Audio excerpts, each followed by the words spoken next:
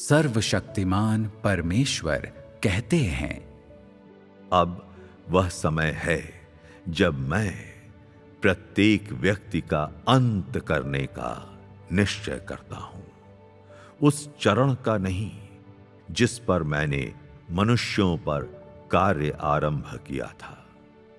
मैं अपनी अभिलेख पुस्तक में प्रत्येक व्यक्ति के वचनों और कार्यों को एक एक करके और साथ ही मेरा अनुसरण करने में उनके मार्ग को, उनके अंतर्निहित अभिलक्षणों को और उनके अंतिम प्रदर्शन को लिखता हूं। इस तरह किसी भी प्रकार का मनुष्य मेरे हाथ से नहीं बचेगा और सभी अपने स्वयं के प्रकार के लोगों के साथ होंगे। प्रत्येक व्यक्ति के परिणाम का निर्धारण उस मूल तत्व के अनुसार होता है जो उसके आचरण से आता है, और इसका निर्धारण सदैव उचित तरीके से होता है। कोई भी किसी दूसरे के पापों को नहीं ढो सकता। इससे भी अधिक कोई भी किसी दूसरे के बदले में दंड प्राप्त नहीं कर सकता है। यह परम सिद्धांत है। माता पिता का अपनी संतान की देखभाल करने का अर्थ ये नहीं कि वे संतान के बदले धार्मिकता के कर्म कर सकते हैं। न ही अपने माता पिता के प्रति कर्तव्यनिष्ठ स्नेह का ये अर्थ है कि संतान उनके लिए धार्मिकता के कर्म कर सकती है। यही इन वचनों का वास्तविक अर्थ है। उस समय दो जन खेत में होंगे, एक ले लिया जाएगा, दूसरा छोड़ दिया जाएगा। दो स्त्रियां चक्की पीसती रहेंगी, एक ले ली जाएगी और दूसरी छोड़ दी जाएगी। कोई भी अपने बच्चों के लिए अपने गहन प्रेम के आधार पर बुरा कार्य करने वाले अपने बच्चों को विश्राम में नहीं ले जा सकता है। न कोई अपने स्वयं के धार्मिक आचरण के आधार पर अपनी पत्नी या पति को विश्राम में पहुंचा सकता है। यह एक प्रशासनिक नियम है और इसमें किसी के लिए भी कोई अपवाद नहीं हो सकता है। धार्मिकता करने वाले धार्मिकता ही करेंगे और बुरा करने वाले बुरा ही करेंगे। धार्मिकता करने वाले जीवित बच सकेंगे और बुरा करने वाले नष्ट हो जाएंगे। जो पवित्र हैं वे पवित्र हैं, वे अशुद्ध नहीं हैं। जो अशुद्ध हैं वे अशुद्ध हैं और उनमें पवित्रता का एक अंश भी नहीं है। सभी दुष्ट लोग नष्ट कर दिए जाएंगे और सभी धार्मिक लोग जीवित बचेंगे। भले ही बुरा कार्य करने वालों की संतानें धार्मिक कर्म करें और भले ही किसी धार्मिक व्यक्ति के माता पिता दुष्टता के कर्म करें, एक विश्वास करने वाले पति और विश्वास न करने वाली पत्नी के बीच कोई संबंध नहीं है, और विश्वास करने वाले बच्चों और न करने वाले माता पिता के बीच कोई संबंध नहीं है। ये दोनों असंगत प्रकार हैं। विश्राम में प्रवेश से पहले उसके रक्त संबंधी थे, किंतु एक बार विश्राम में प्रवेश कर लेने पर कहने के लिए उसके कोई रक्त संबंधी नहीं होंगे। परमेश्वर के वचन हमें बताते हैं कि अंत के दिनों में उनका काम लोगों को उनकी किस्म के मुताबिक छांटना है। वह हर व्यक्ति के परिणाम और गंतव्य को उसके व्यवहार और सार के आधार पर तय करते हैं। इसे कोई नहीं बदल सकता और यह परमेश्वर के धार्मिक स्वभाव से तय होता है। सही है। परमेश्वर चाहते हैं कि हम लोगों से उनके वचनों और सत्य के सिद्धांतों के अनुरूप व्यवहार करें। हम भावनाओं के आधार पर किसी की तरफदारी नहीं कर सकते हैं, प्रियजनों की भी नहीं। यह सत्य के उलट और परमेश्वर के स्वभाव का अपमान होगा। बढ़िया, सही कहा। मैं एक अनुभव साझा करना चाहूंगी। बढ़िया। करीब 3 साल पहले सभा खत्म होते समय एक अगुआ ने कहा, तुम्हारे पिता ने हमेशा भाई बहनों में झगड़े पैदा किए और कलीसिया की दुनिया में रुकावट डाली। हमने उनसे बात की, विश्लेषण किया और चेतावनी दी, लेकिन वो नहीं बदले। भाई बहनों ने बताया कि उन्होंने दूसरी जगहों पर भी ऐसा ही किया है। हम उनकी करतूतों के सबूत इकट्ठा कर रहे हैं। ये सब सुनकर मेरा दिल धक से रह गया। मैंने सोचा, क्या वाकई स्थिति इतनी बुरी है? फिर सोचा, जब मैं अपने पिता के साथ सभाओं में गई थी, वे कलीसिया के जीवन के विरोधी थे और सत्य स्वीकार नहीं करते थे। सभाओं में वे परमेश्वर के वचनों पर संगति नहीं बल्कि सत्य से अलग बातें करते थे। लोगों को उकसाते कि वो परमेश्वर के वचनों के बारे में ना सोचें। मैंने उन्हें बताया था, पर उन्होंने मेरी एक भी बात नहीं सुनी। मुझे चुप कराने के उनके पास 1000 बहाने थे। तो इस बारे में मैंने कलीसिया के अगुआ को बताया। उन्होंने मेरे पिता से बात की और उनकी बहुत बार मदद भी की और उनके व्यवहार के परिणामों के बारे में बताया, पर मेरे पिता नहीं माने। वो बहाने बनाते रहे। उन्हें जरा भी अफसोस नहीं था। अब जबकि दूसरे शिकायत करने लगे हैं तो ये स्थिति और भी बदतर हो चुकी होगी। मुझे याद है कलीसिया में कुछ लोग थे जिन्हें पापी मानकर निकाल दिया गया था क्योंकि वे लोग सत्य का अभ्यास नहीं कर रहे थे, बल्कि बिना अफसोस कलीसिया के जीवन में रुकावट डालते थे। अगर मेरे पिता वैसे ही हैं तो क्या उन्हें निकाल नहीं दिया जाएगा? अगर ऐसा हुआ तो उनकी आस्था का अंत हो जाएगा। और क्या उनके पास अभी भी उद्धार का कोई मौका है? जब मैंने ऐसा सोचा, मेरी घबराहट बढ़ गई और दिल डूबने लगा। उस रात मैं करवटें बदलती रही और सो न सकी। मेरे पिता के बारे में कई बातों के बारे में सोचती रही। वे लोग कलीसिया के जीवन को बाधित होने से बचाना चाहते थे, जिसमें भाई बहनों के जीवन में प्रवेश की विचारशीलता थी, और यह परमेश्वर की इच्छा के अनुरूप था। मैं पिता का व्यवहार जानती थी और सोचती थी कि क्या मैं अगुआ को ये बता दूं। मैंने सोचा मेरे पिता बचपन में मुझे कितना ज्यादा प्यार किया करते थे। जब मैं अपने भाई से झगड़ती थी तो वो मुझे बचाते थे, भले ही मैं गलत होती। सर्दियों में जब स्कूल में गर्म बिस्तर नहीं थे तो वो 60 मील तक बाइक चलाकर मुझे रजाई देने आते। मेरी माँ घर से दूर नौकरी करती थी तो मेरे पिता ही मेरा खाना पकाते और मेरा ख्याल रखते। मैं यही सब सोचती रही और मेरे आंसू निकल आए। मैंने सोचा मेरे पिता ने मुझे बड़ा किया है। अगर मैं उनकी पोल खोलूंगी और उन्हें पता चलेगा तो क्या वो नहीं कहेंगे कि मेरे अंदर ज़मीर नहीं है, मैं पत्थर दिल हूं? उसके बाद मैं उनका सामना कैसे करूंगी? मैंने बेमन से अपने पिता के व्यवहार के बारे में लिखा पर ज्यादा ना लिख सकी। मैं सोच रही थी क्या हो अगर मैं उनके बारे में सब लिख दूं और उन्हें निकाल दिया जाए। छोड़ो, मुझे ये सब नहीं लिखना चाहिए। मैं सब भूलकर चैन से सोना चाहती थी, पर बेचैनी की वजह से सो ना सकी और खुद को इस सब के लिए दोषी मानती रही। उनका व्यवहार वाकई अच्छा नहीं था और मैं उनके अतीत को भी थोड़ा बहुत जानती थी। अगर मैं इसे अपने तक रखूं तो क्या यह मेरा सत्य को छुपाना नहीं होगा? मुझे प्रार्थना के लिए परमेश्वर के पास जाना पड़ा। मुझे घुटन महसूस हो रही थी। मैंने प्रार्थना की, मैं अपने पिता के कुछ पापों के बारे में जानती हूँ और मुझे कलीसिया के काम को कायम रखने के लिए जो कुछ मुझे पता है वो बता देना चाहिए, पर मुझे डर है कि ऐसा करने पर उन्हें निकाल दिया जाएगा। परमेश्वर मुझे रास्ता दिखाएं ताकि मैं ईमानदार बनूं, सत्य का अभ्यास और कलीसिया के कार्य कर सकूं। इस प्रार्थना के बाद मुझे थोड़ी शांति मिली और फिर मैंने परमेश्वर के ये वचन पढ़े। तुम सभी कहते हो कि तुम परमेश्वर के बोझ के प्रति विचारशील हो और कलीसिया की गवाही की रक्षा करोगे, लेकिन किसने ऐसा किया है? अपने आप से पूछो, क्या तुम उसके बोझ के प्रति विचारशील रहे हो? क्या तुम उसके लिए धार्मिकता का अभ्यास कर सकते हो? क्या तुम मेरे लिए खड़े होकर बोल सकते हो? क्या तुम दृढ़ता से सत्य का अभ्यास कर सकते हो? क्या तुम में शैतान के सभी दुष्कर्मों के विरुद्ध लड़ने का साहस है? क्या तुम अपनी भावनाओं को किनारे रखकर मेरे सत्य की खातिर शैतान का पर्दाफाश कर सकोगे? क्या तुम मेरी इच्छा को स्वयं में पूरा होने दोगे? सबसे महत्वपूर्ण क्षणों में क्या तुमने अपने दिल को समर्पित किया है? क्या तुम ऐसे व्यक्ति हो जो मेरी इच्छा पूरी करता है? स्वयं से ये सवाल पूछो और अक्सर इनके बारे में सोचो। वे सभी भावनाओं में रहते हैं और इसलिए परमेश्वर उनमें से एक को भी नहीं टालता है और संपूर्ण मानव जाति के हृदयों में छिपे रहस्यों को उजागर करता है। लोगों के लिए स्वयं को भावना से पृथक करना कठिन क्यों है? क्या यह अंतरात्मा के मानकों से अधिक है? क्या अंतरात्मा परमेश्वर की इच्छा को पूरा कर सकती है? क्या भावना विपत्ति में लोगों की सहायता कर सकती है? परमेश्वर की नजरों में भावना उसका शत्रु है। क्या यह परमेश्वर के वचनों में स्पष्ट रूप से नहीं कहा गया है? परमेश्वर के वचनों में जो प्रश्न थे उनका मेरे पास कोई जवाब न था। मेरे पिता ने सत्य का रास्ता नहीं अपनाया और सभाओं में परमेश्वर के वचनों के खाने पीने में रुकावट डाली। उन्होंने किसी की संगति नहीं सुनी, सबको गलत समझा, पीठ पीछे बुराई की और कलह फैलाई। लेकिन भावुक होकर मैं समझ नहीं पाई कि भाई बहनों के जीवन में प्रवेश में कैसे रुकावट आ रही थी। मैं उन्हें बचाने के लिए अगुआ को आगे बढ़कर सच नहीं बताना चाहती थी।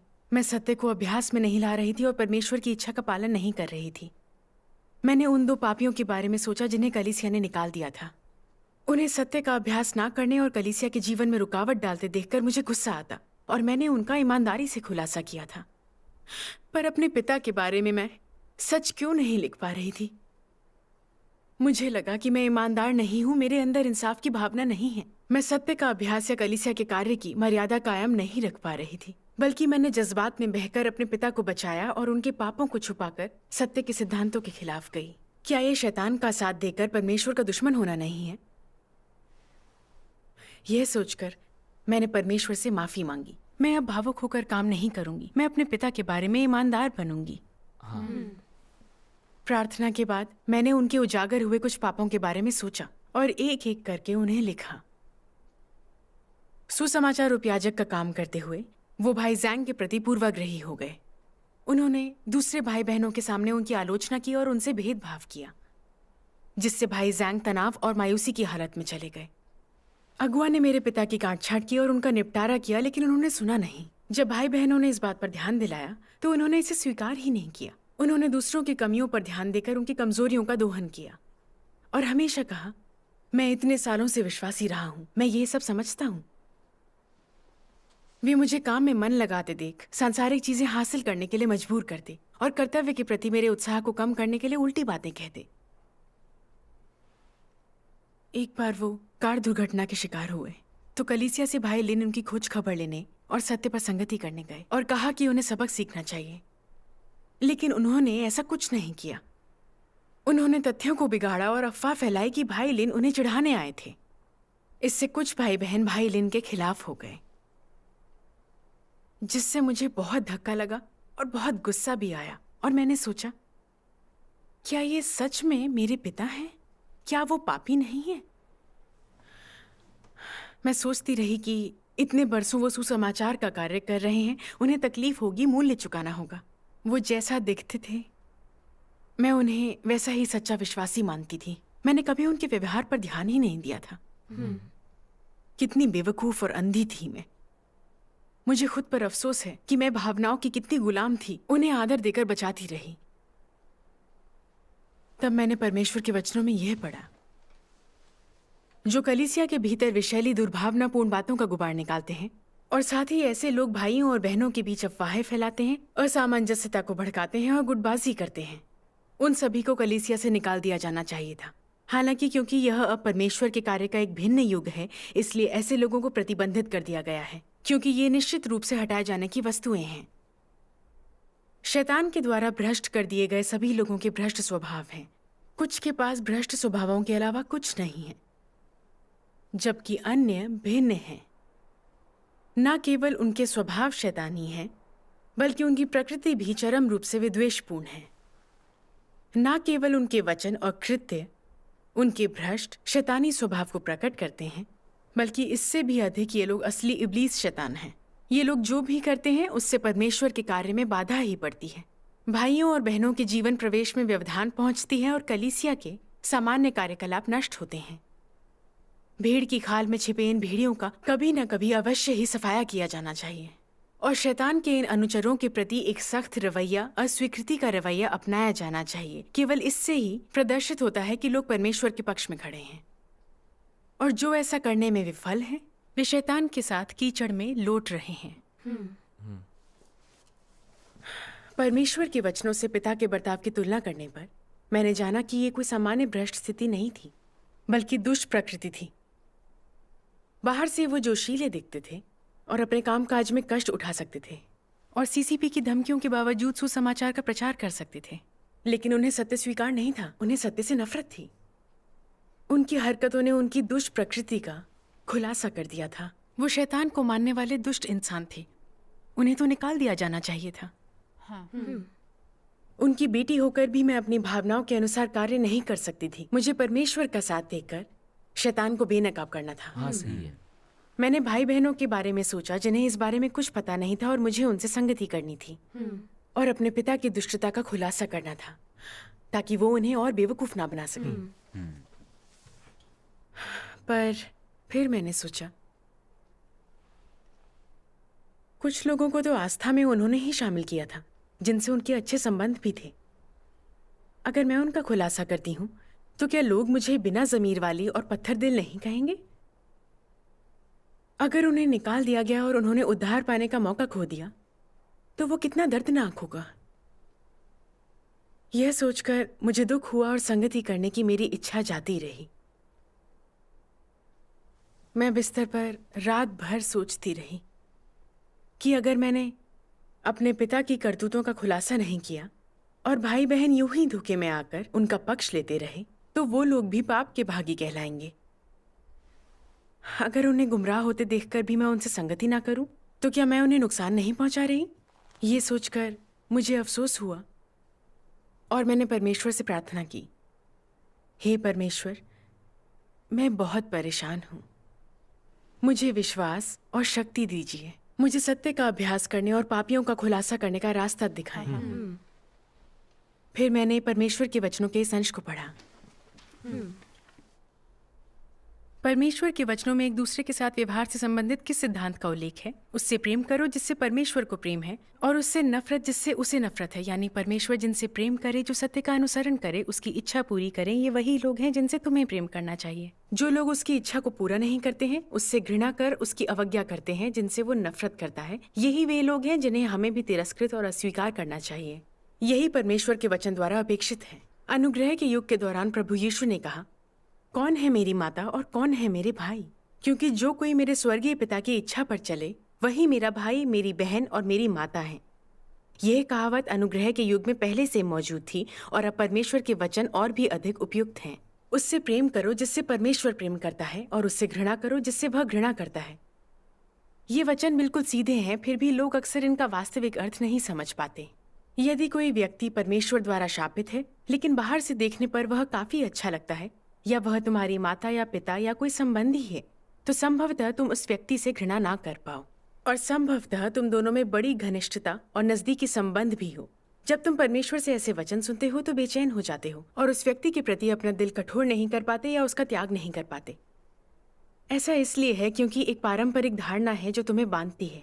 तुम सोचते हो कि यदि तुम ऐसा करोगे तो स्वर्ग के कोप के भागीदार होगे, स्वर्ग द्वारा दंडित किए जाओगे, यहाँ तक कि समाज द्वारा त्याग दिए जाओगे और जन्मत द्वारा खारिज कर दिए जाओगे।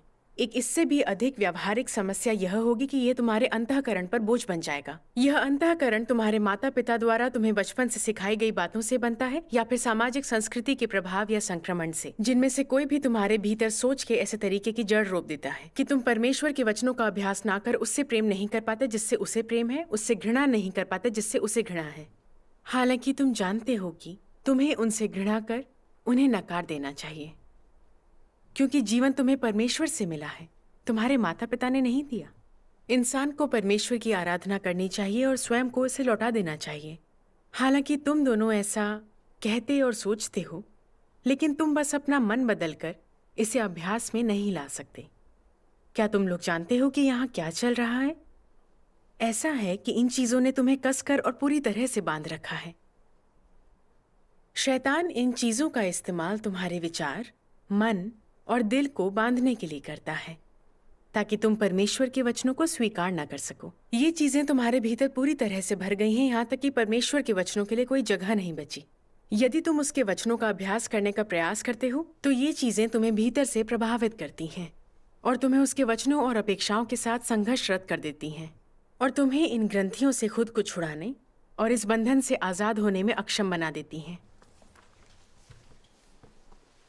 तब मैं समझ गई कि परमेश्वर चाहते हैं कि वो जिसे प्रेम करते हैं उसे हम भी प्रेम करें, और जिससे वे नफरत करते हैं उससे हम भी नफरत करें। जो लोग परमेश्वर की इच्छा अनुसार काम करते और सत्य से प्रेम करते हैं उनसे हमें प्रेम करना चाहिए। जो सत्य से नफरत कर परमेश्वर का विरोध करते हैं उनसे हमें नफरत करनी चाहिए। यही अभ्यास परमेश्वर की इच्छा से मेल खाता है। आमीन। लेकिन पिता के मामले में मैं हमेशा दिल से सोचकर उनके दोषों पर पर्दा डालती थी। मैंने परमेश्वर की पसंद नापसंद के अनुसार काम नहीं किया, क्योंकि शैतान की इस अवधारणा ने पानी से खून गाढ़ा होता है और मनुष्य भावनाओं से मुक्त नहीं होता ने मेरे दिल को जकड़ रखा था। मैं पाप पुण्य में भेद नहीं कर पा रही थी। सोचती थी कि अपने पिता के पाप का खुलासा करना अपमानजनक होगा, लोग मेरी आलोचना करेंगे और मुझे भला बुरा कहेंगे। तो खून के रिश्ते के लिए मैंने सत्य की मर्यादा ना रखकर ऐसे पापी का खुलासा नहीं किया जो परमेश्वर के घर के कार्य के प्रति लापरवाह था। ये बेहद शर्मनाक और मानवीयता से रहित था।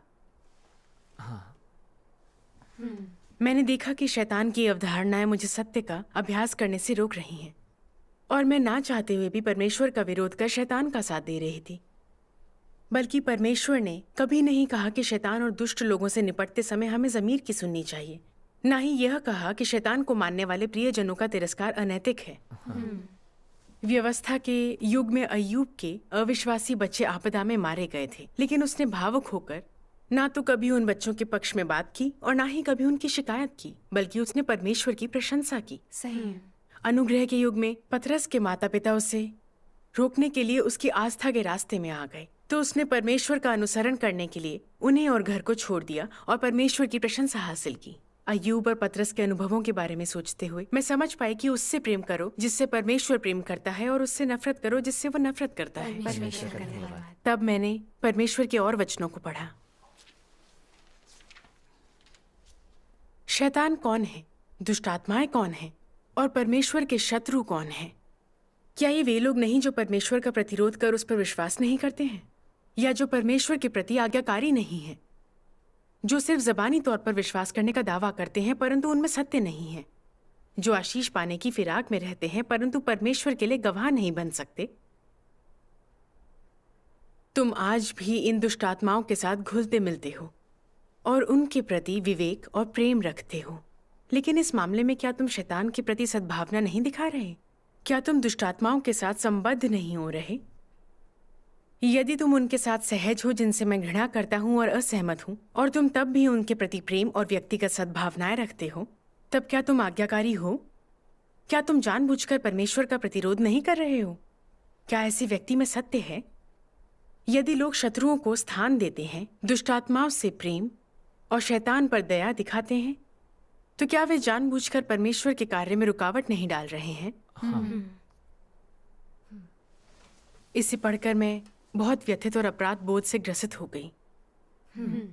मेरे पिता को सत्य से नफरत है और उन्होंने कलीसिया के जीवन में हमेशा रुकावट डाली है। उनकी प्रकृति और सार पापी हैं। ये सब जानते हुए भी मैंने उनके प्रति दिल से सोचना और उन्हें बचाना जारी रखा।